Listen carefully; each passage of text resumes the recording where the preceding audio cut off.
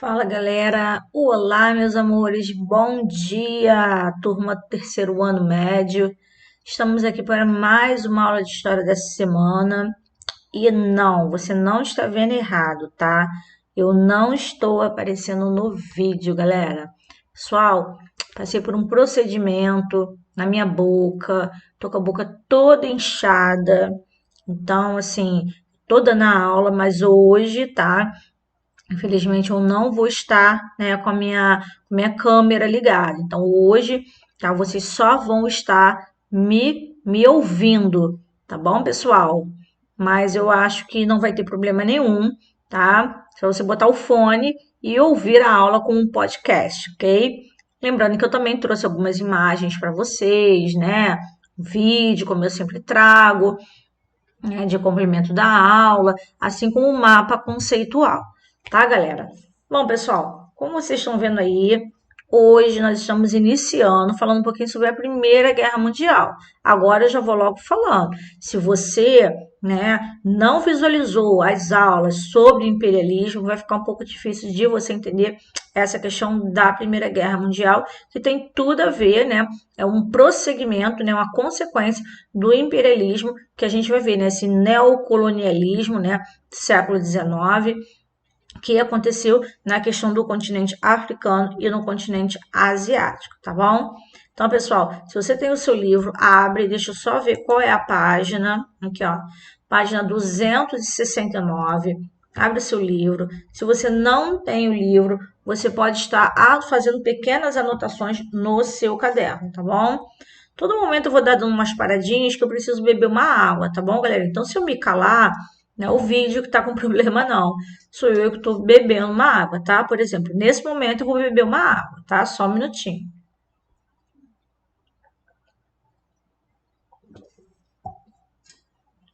Então, vamos lá dar o prosseguimento, gente. Bom, antes de entrar nesse assunto, só mais um detalhe. Hoje, provavelmente devido a esse problema na minha boca, pode ser que eu não consiga dar, né, os tempos totais, né, de aula, tá? Os dois tempos inteiros, tá, pessoal? Então, se eu der um pouquinho menos, é devido a esse problema da minha boca, que senão eu não consigo falar muito, ok? Bom, a gente precisa primeiramente entender, né, o que foi, né, essa Primeira Guerra Mundial ou a Grande Guerra, tá?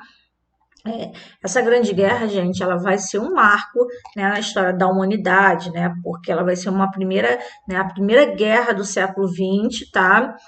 Vai ser um primeiro conflito, né, em que em estado de guerra total, né, vai ser aquilo em que uma nação completa vai se mobilizar, né, vai mobilizar todos os seus recursos, tá, em prol de um combate, tá?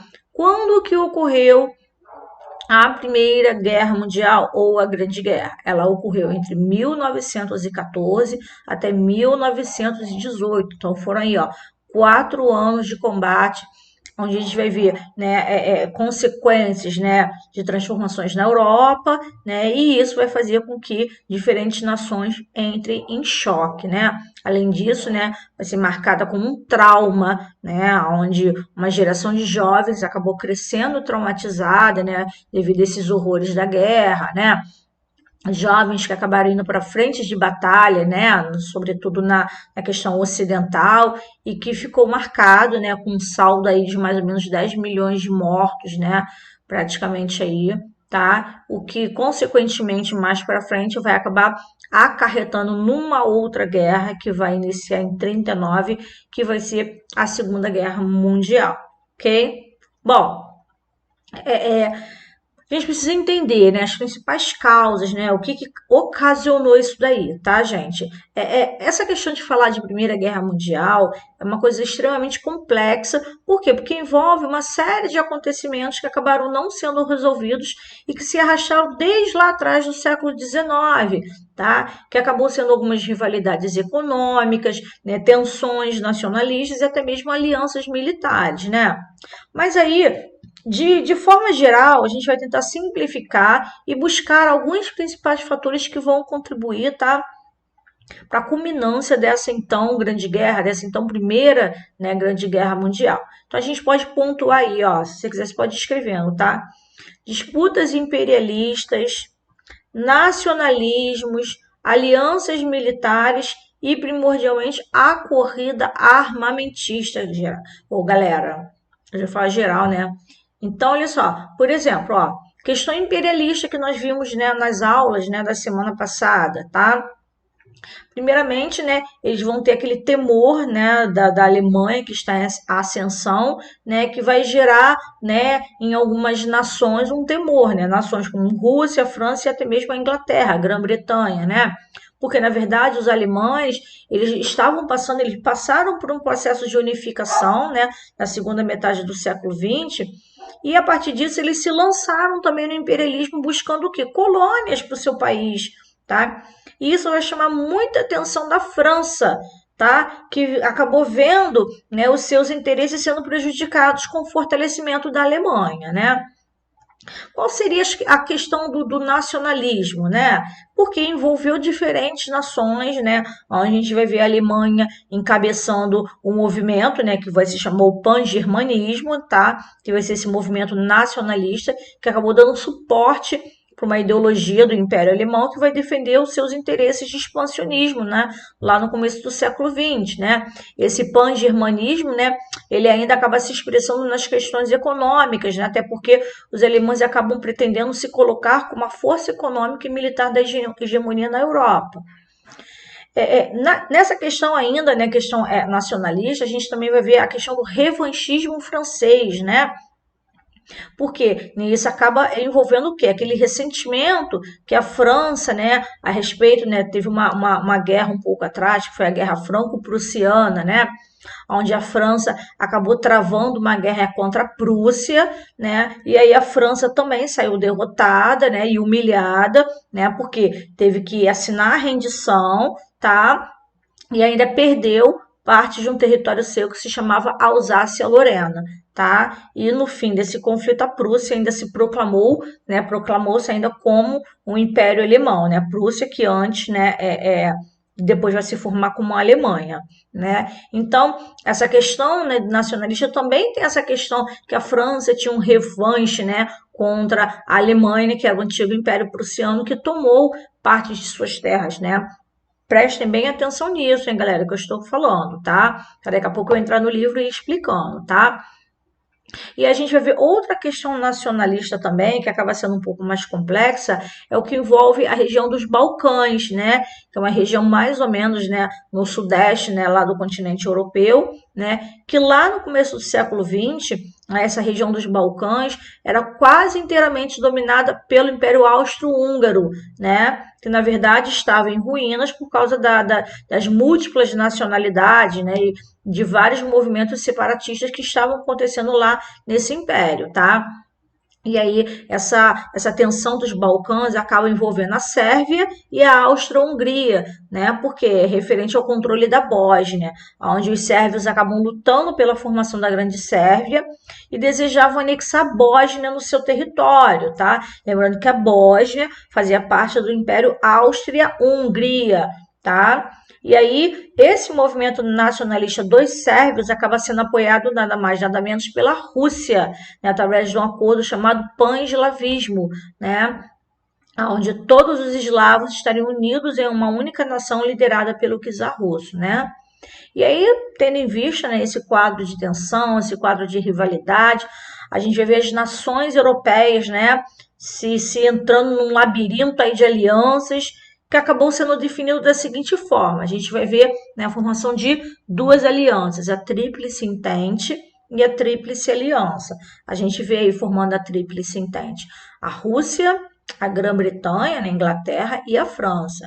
E a Tríplice Aliança, a gente vê a Alemanha, né, encabeçada pela Alemanha, né, o Império Austro-Húngaro, né, que é a Áustria-Hungria, e o Império Otomano e a Itália, galera. E aí a gente vai ver vários acordos, né, com cláusulas secretas, cooperação militar, né, no caso de uma nação ser atacada, a outra poder, né, vir ajudar. Enfim, né, a gente vai ver, né, acontecendo, né, entre essa união nacionalista dessas nações, né, a gente vai ver, né, uma questão, né, que todo mundo vai querer se armar. Na verdade, eles já estavam prevendo uma guerra. E a gente vai ver o início de uma corrida armamentista, né, com o objetivo de dar fortalecimento para o conflito que estava prestes a ocorrer. Bom, pessoal, bom, e o estopim, né? Eu estou falando previamente aqui, porque na verdade vocês, né, como terceiro ano, já viram, né, essa questão da Primeira Guerra Mundial. Então, eu estou fazendo aquele apanhado geral para depois a gente ir para o livro, né? Que sabe que o livro de vocês é bem maçante, bem detalhista, né? E aí, né, tem toda a guerra, né, tem um estopim. Aquele estopim é aquilo que é aquela gotinha d'água que faltou para transbordar o copo, né? E esse estopim vai acontecer, gente, se eu não me engano, é 28 de junho de 1914. Por quê? Tá? O arquiduto, né, o Francisco Ferdinando, ele era herdeiro do trono austríaco, né?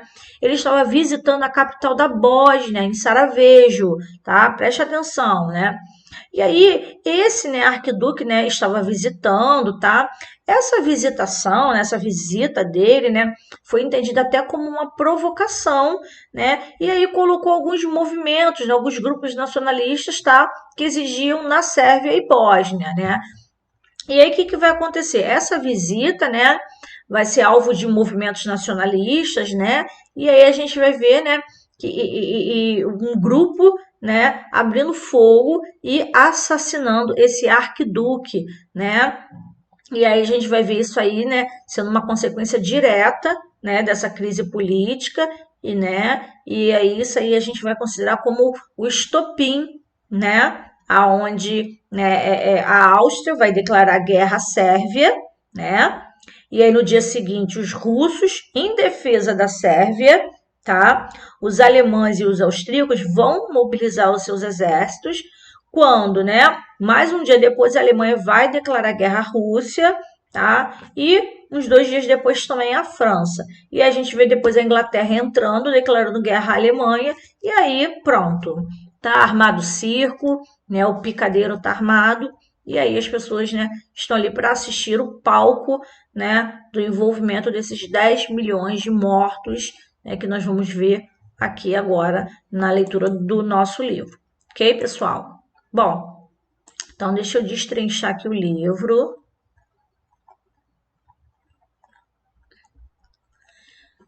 Vamos iniciar aqui, né, no para aprender, né? Eu acho que essa altura tá boa, só beber uma aguinha aqui.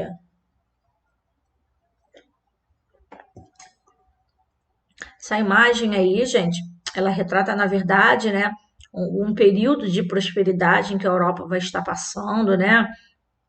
Desde que terminou as guerras napoleônicas, em que houve o Tratado de Versalhes, em que a Europa foi, né, ela foi redividida novamente, então foi um período de prosperidade que vai ser conhecido na história como Belle Époque, né, Bela Época, né, marcado por urbanizações de cidades, né, as damas da sociedade se vestindo, né, com roupas muito elegantes, né, Paris, né? Nós vamos ver, né, o grande, né, administrador fazendo uma obra imensa em Paris, né? Paris vai ser, né, na verdade, né, o ápice, né, dessa Belle Époque, né? A gente vai ver também a Inglaterra, né, como uma grande potência, né? Já estava no auge, né, devido à sua industrialização. Ela vai se manter no auge devido, né, à corrida imperialista, né? Aonde a todo momento ela acabava, né, explorando, né, povos africanos e povos asiáticos, né, uma Inglaterra, né, uma grande potência, né, com vários recursos naturais, claro que não dela, mas explorados de outros locais, tá? Também vai acabar aderindo a essa Belle Époque, né, que vai ser conhecido também como maravilhas da civilização, que vai acabar encantando, né, muitos europeus dessa época, tá? E aí a gente vai ver, né, que a partir de 1914, né, isso vai ser, né, esse momento de prosperidade vai acabar sendo substituído por uma apreensão e também pelo medo, né? Porque a gente vê a Europa, como eu disse para vocês, né? Diante, né, de um palco, de um grande conflito que estavam por vir, né? Como o livro vem dizendo aí, que foram 8 milhões de soldados e 9 milhões de civis mortos, né? E através desse grande conflito, né, como a Grande Guerra, né, a Primeira Guerra Mundial, né, vão surgir, né, muitas indústrias bélicas. O que é indústria bélica? A indústria de armas, né, que vai ser marcado, né, por baixas de civis, vítimas, entre outras coisas, né. A gente vai ver a questão de armas químicas, né, utilizadas por exércitos envolvidos, e aí a gente vai ver, como está dizendo aí, a civilização, né, se convertendo a uma barbárie, tá, galera? Então, foi um momento de Belle Époque, mas que esse momento, né, vai ser transformado nessa barbárie da Grande Guerra Mundial, tá? Aqui tem um pequeno texto que fala, ó, domínio e crise. Até aqui era um fator elementar que a Europa dominava o mundo com toda a superioridade da sua grande e antiga civilização. Sua influência e seu prestígio irradiavam desde séculos até as extremidades da Terra. Quando se pensa nas consequências da Grande Guerra, que agora finda, pode-se perguntar se a estrela da Europa não perdeu seu brilho, se o conflito do qual ela tanto padeceu não iniciou para ela uma crise vital que anuncia decadência. Então, nós vamos ver aí, gente, que muitos entram nessa guerra, né, na intenção de ganhar uma hegemonia mundial, mas muitos vão ser derrotados economicamente. Não é à toa que, né, o fim dessa Primeira Guerra Mundial, olha, eu já falando lá no final, tá? Vai marcar a crise do liberalismo, né? A gente vai ver aí os Estados Unidos, né, se sobrepondo nesse período aí, tá? Vai vir depois disso a crise de 29, que vai deixar mais povos, né, principalmente europeus, né, decaídos, enfim. É que a gente vê uma imagem, né, a marcha dos gaseados.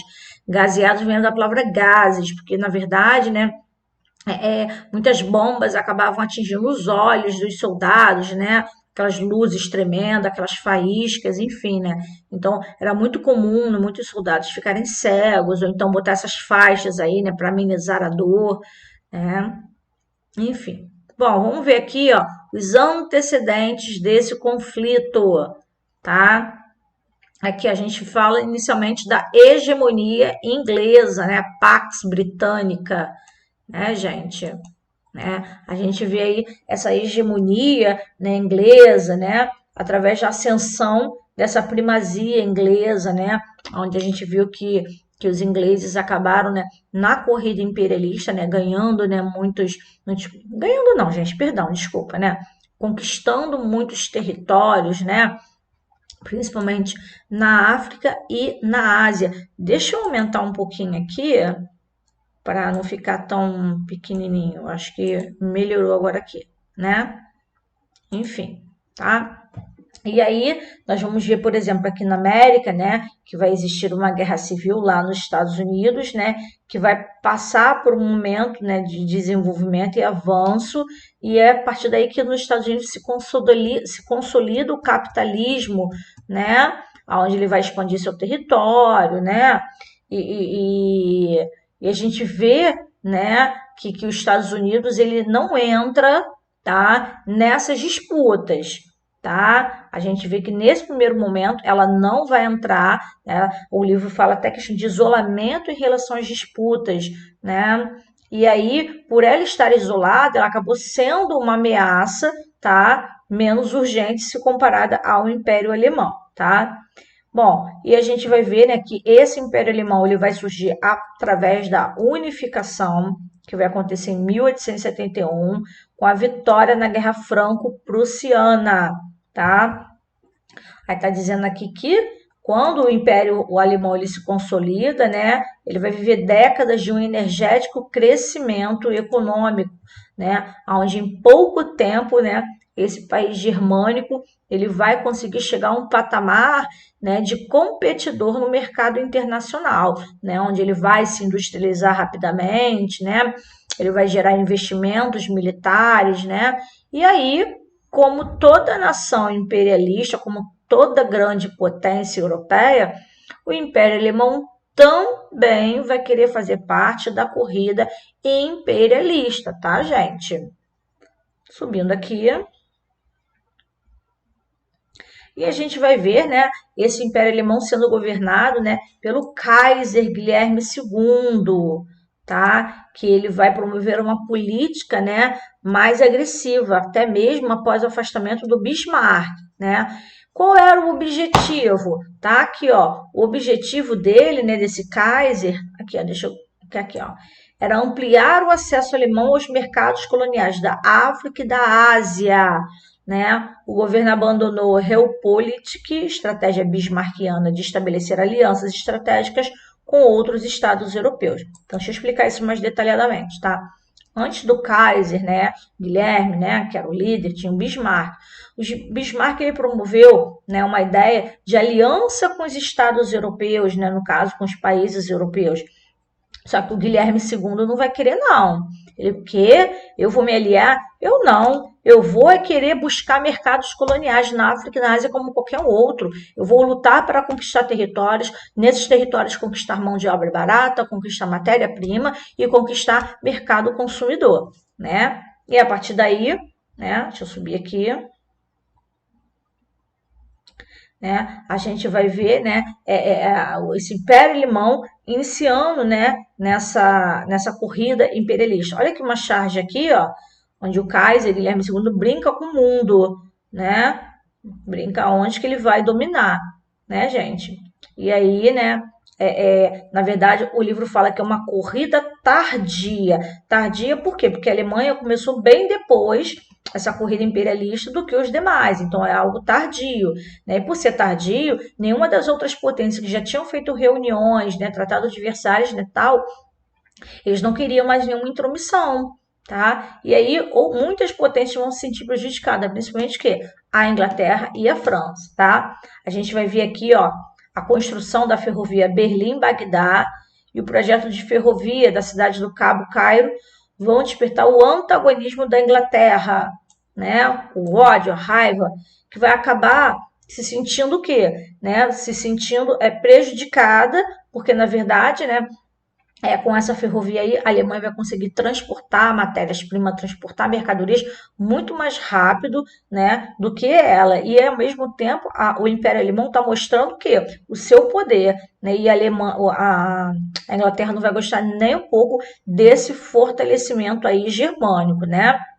E aí o Kaiser, ele começa a controlar o Marrocos, né, gente? E aí vai nutrir o quê? Vai despertar também a raiva dos franceses, que na verdade já estavam com raiva, né, do Império Alemão por causa lá da Guerra Franco-Prussiana, né, onde eles acabaram sendo derrotados e perderam a região da Alsácia-Lorena, né? Por que a Alsácia-Lorena é uma região muito importante para a França? Porque lá tinham jazidas de carvão mineral, né, que acabou sendo agora de quem? Dos alemães.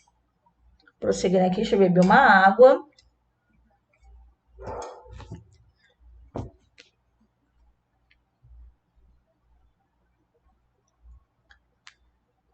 Bom, prosseguindo aqui, pessoal. E aí a gente vai ver, né, várias tensões se iniciando, né, através daquelas disputas imperialistas, através, né, de locais, né, de países, tanto na África quanto na Ásia, né? E aí a gente vai ver também essa disputa chegando aonde? Na região dos Balcãs, na Península Balcânica, que acabou sendo, aí está dizendo pomo, né? O topo da discórdia, né? Porque essa região dos Balcãs, na verdade, ela era disputada por várias potências do continente, né? Por causa da sua posição geográfica estratégica aqui, ó. Aí nesse mapa mostra, tá? A ferrovia Berlim-Bagdá, tá? Berlim aqui, capital, tá? Da Alemanha, tá? E repara que essa ferrovia passava por pontos estratégicos, né? Por centros por centros estratégicos, né? Passava até mesmo pelo centro, né, pela capital do Império Otomano, né, o Constantinopla, passava pela Sérvia, passava pela Bulgária, né, o Império Austro-Hungria, né, passava por cidades muito importantes, tá? E aí isso vai deixar, né, lá, automaticamente a Alemanha ela consegue comercializar diretamente com Bagdá, né, gente? Então, isso vai deixar realmente, né, a França enciumada, vai deixar a Inglaterra enciumada, porque, né, a Alemanha, o Império Alemão começou em tão pouco tempo e já está se sobressaindo, ok? E aí vem dizendo aqui que esse projeto ferroviário, né, acabou esbarrando nos interesses dos russos, né? Por quê? Porque a ferrovia passava pelos Balcãs e pelo Império Otomano. Deixa eu subir aqui para você ver os Balcãs, tá? Ó, gente, região dos Balcãs, essa região aqui assim, ó, tem um pouquinho de algumas ilhas, ó. É isso aqui, tá? Essa aqui é a região dos Balcãs, tá?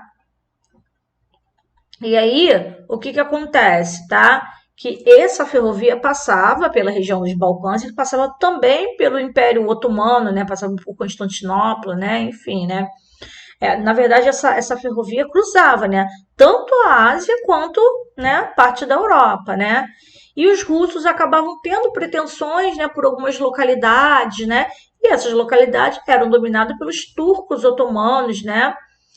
E aí, né, querendo controlar o Oriente Médio, né, que era uma grande parte produtora do petróleo, né, o território otomano acabou atraindo o olhar dos ingleses e dos franceses. Só que quem conseguiu criar, né, uma ferrovia ali foi o Império Alemão, né, o Império Germânico. E aí, por isso, a França e a Inglaterra vão se sentir meio que enciumadas, porque ela conseguiu passar, né, uma linha férrea ali por localidades que eles queriam controlar, tá, gente? E aí, né, a verdade é que tanto a França quanto a Inglaterra queriam dominar esse território, né, esse Império Otomano, e dividir entre eles, né? A intenção era realmente guerrear contra o Império Otomano, né, através de um conflito, e derrotar e dividir entre a França e a Inglaterra, tá? Só que aí a gente vê o Império Austro-Húngaro, né, onde tinha como governador o Francisco José I, que também queria, né, dominar essa região dos Balcãs, né? Por quê? Porque o objetivo dele era consolidar esse domínio austríaco na região e frear, né, parar um pouco esses movimentos separatistas e nacionalistas, né? Que na verdade era uma junção, né, de austríacos e de húngaros, né?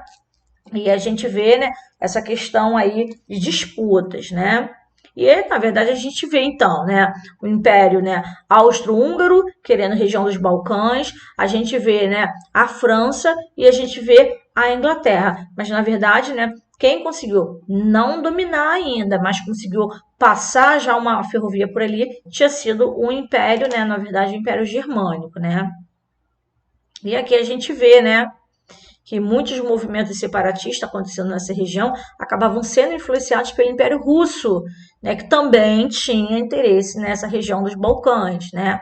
E aí os sérvios tinham interesse em unificar a região sobre um domínio único, né, que acabou sendo incentivado pelos russos, né? O sonho de formar a Grande Sérvia, que iria facilitar o acesso dos russos aos portos da região, tá? E aí a gente vai ver, né, uma guerra acontecendo, né, que é a Guerra Russo-Japonesa, que aconteceu lá no início do século XX, que acabou bloqueando o avanço do Império nesse extremo Oriente, tá? Bom, descendo aqui, a gente vê aqui essa charge aqui, ó, galera, ó, a queda de Port Arthur, né, para os japoneses na Guerra Russo-Japonesa, que foi a primeira grande guerra do século XX, né? Foi uma rivalidade, né, do Império Russo contra o Império Japonês que disputava o quê? A Manchúria e a Coreia, ok? E aqui vem dizendo um pouquinho de nacionalismo, não apenas rivalidade. Né? Vem dizendo essa questão de que, na verdade, esse revanchismo, né, das pessoas também acabavam sendo essa questão de poder, né, de querer anexar território. Tá? Então, muitos vinham, né, com essa balela, com essa desculpa de nacionalismo, né, mas, na verdade, né, acabava sendo uma mistura de nacionalismo com rivalidade, né? Como ele fala assim, ó, que ódio aos adversários fortaleceu a busca pela afirmação da identidade nacional, pois havia o desejo de se diferenciar do inimigo. Nesse sentido, surgiram nacionalismos extremamente que defendiam a superioridade e a união dos iguais para combater os outros. São exemplos, por exemplo, o pan-germanismo, né? que acabou juntando aí a Prússia com outros, né? Pois eles eram da mesma cultura, né? Acabou se juntando, né? Onde juntou alemães, austríacos, né? A gente vê o pan-eslavismo, né? Que acabou pregando essa aproximação dos russos e dos eslavos lá dos Balcãs, ok? Bom, pessoal, eu pratiquei 30 minutos agora de aula, aí eu vou fechar aqui esse primeiro tempo, tá bom? E vou voltar com o segundo tempo mais um pouquinho, tá bom, galera? Como eu falei, hoje eu não tô podendo falar muito, ok, galera? Até daqui a pouquinho.